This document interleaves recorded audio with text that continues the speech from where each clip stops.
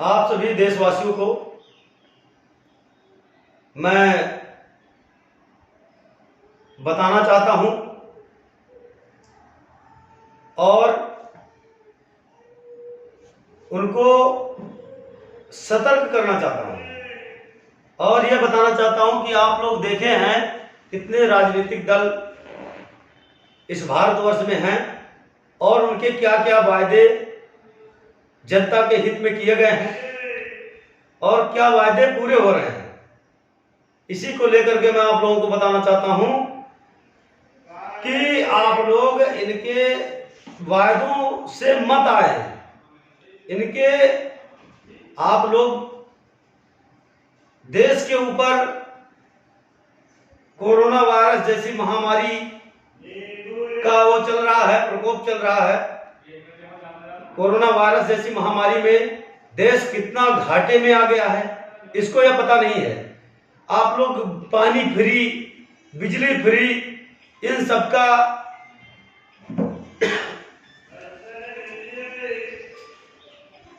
विश्वास कर रहे हैं और इस पर वोट दे रहे हैं।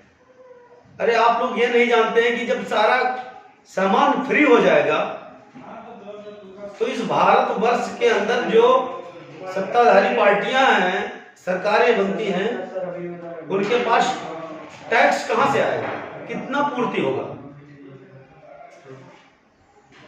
कैसे पूर्ति होगा। आप जानते हैं, मैं आप लोगों को आगाह कर रहा हूं। आप देख रहे हैं विश्व बैंक ने साफ साफ अपना रिकॉर्ड दिया है। पहले से ही गरीबी का मार झेल रहे देशों पर 2020 में 12% की वृद्धि के साथ कर्ज का बोझ बढ़कर रिकॉर्ड 65 लाख करोड़ रुपए पहुंच गया है। यह देश पहले ही कर्ज के बोझ के तले तब दबे हुए हैं, ऊपर से कोरोना संकट जैसी वैश्विक महामारी की मुश्किलों ने उनको बढ़ा दिया है, जिससे इस कर्ज के दलदल से उबरने के स्थान पर वो उसमें और डूबते जा रहे हैं। 11 अक्टूबर 2021 को वर्ल्ड बैंक द्वारा जारी रिपोर्ट इंटरनेशनल डेब्ट स्टैटिस्टिक्स 2022 में रिकॉर्ड लिस्ट सामने आई है, जिससे दुनिया के पिछड़े देशों पर कर्ज का बोझ पहले के मुकाबले और बढ़ गया है। आपको बताना चाहता हूं, महामारी से पहले भी कई निम्न और मध्यम आय वाले देशों की स्थिति अच्छी नहीं थी। यह देश एक तरफ धीमी आर्थिक विकास दर और दूसरी तरफ ऊंचे सार्वजनिक और विदेशी ऋण के नीचे दबे हुए थे।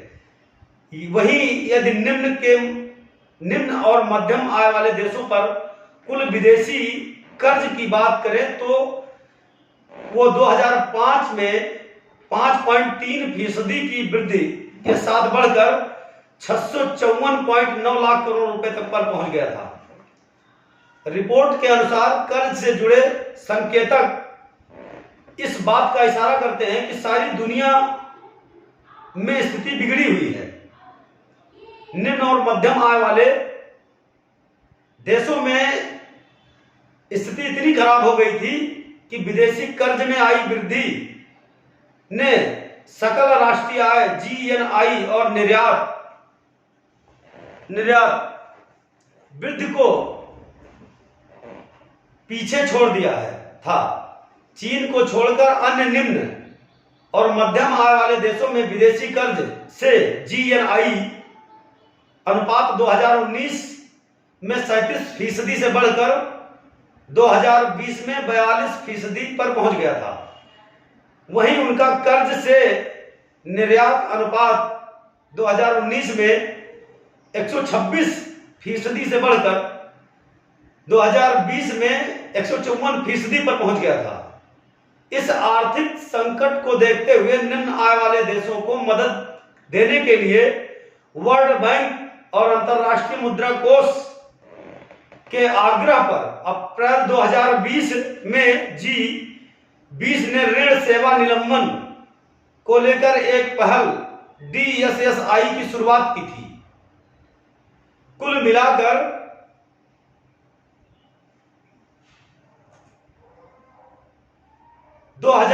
में बहुपक्षीय करदाताओं ने निम्न और मध्यम आय वाले देशों को 8.8 लाख करोड़ रुपए दिए थे, जो पिछले एक दशक में सबसे ज्यादा है। इसी तरह निम्न आय वाले देशों में विदेशी सार्वजनिक ऋण 25% बढ़कर 5.34 लाख करोड़ रुपए हो गया है। वही मैं आप देशवासियों को बताना चाहता हूं कि भारतवर्ष का एक एक व्यक्ति के ऊपर इस समय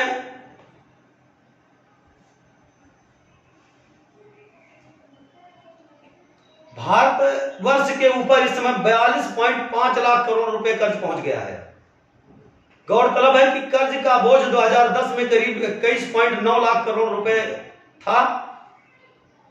रिपोर्ट में जारी आंकड़ों को देखें तो भारत पर कुल 42.5 लाख करोड़ रुपए का विदेशी कर्ज है। इस हिसाब से हर भारतीय करीब 30,776 रुपए कर्ज के नीचे दबा हुआ है।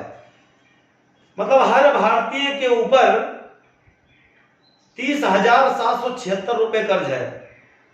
आप लोग ये सारे राजनीतिक दलों से नहीं पूछ रहे हैं कि विश्व बैंक का कर्ज आप नहीं दे पा रहे हैं, आप हमको बिजली फ्री दे रहे हैं, पानी फ्री दे रहे हैं, स्कूटी दे रहे हैं। सबसे पहले विश्व बैंक का कर्जा आप अदा कीजिए, इसके बाद में आप हमको यह दीजिए। ऐसे में तो पूरा भारत का हर नागरिक कर्ज के बोझ के तले दबता जाएगा। तो इसलिए हमारा जो उद्देश्य है, सबसे पहले इस विश्व का कर्ज अदा करूंगा, इसके बाद पूरे मीडिया में सार्वजनिक करूंगा, विश्व बैंक का डेटा अपलोड होगा, इसके बाद देश की जनता के लिए तमाम सार्वजनिक योजनाएं जो है जनहित के लिए सारा फ्री किया जाएगा। मगर सबसे पहले जो विश्व बैंक का जो 42.5 लाख करोड़ रुपए कर्ज है इस भारत देश के ऊपर, उसको अदा करूंगा। इसके बाद देश के नागरिकों के हित के लिए तरह तरह की योजनाएं लागू की जाएंगी, बिजली फ्री किया जाएगा, पानी फ्री किया जाएगा, मगर सबसे पहले विश्व बैंक का कर्ज अदा किया जाएगा। तो आप लोग एक बार इन राजनीतिक दलों से पूछिए, आम आदमी पार्टी के अरविंद केजरीवाल से पूछिए कि आप लोग हमको बिजली, पानी, बस में यात्रा सारा फ्री कर दिए, तो ये 42.5 लाख करोड़ रुपए विश्व बैंक का कर्जा कौन अदा करेगा? तो आपसे अपील है, आप लोग इंडिया जनशक्ति पार्टी का एक बार साथ दें और धर्मनिरपेक्ष राष्ट्र का निर्माण, बेरोजगारी मुक्त, कर्ज मुक्त भारत बनाने में हमारा साथ दें। जय हिंद, जय भारत।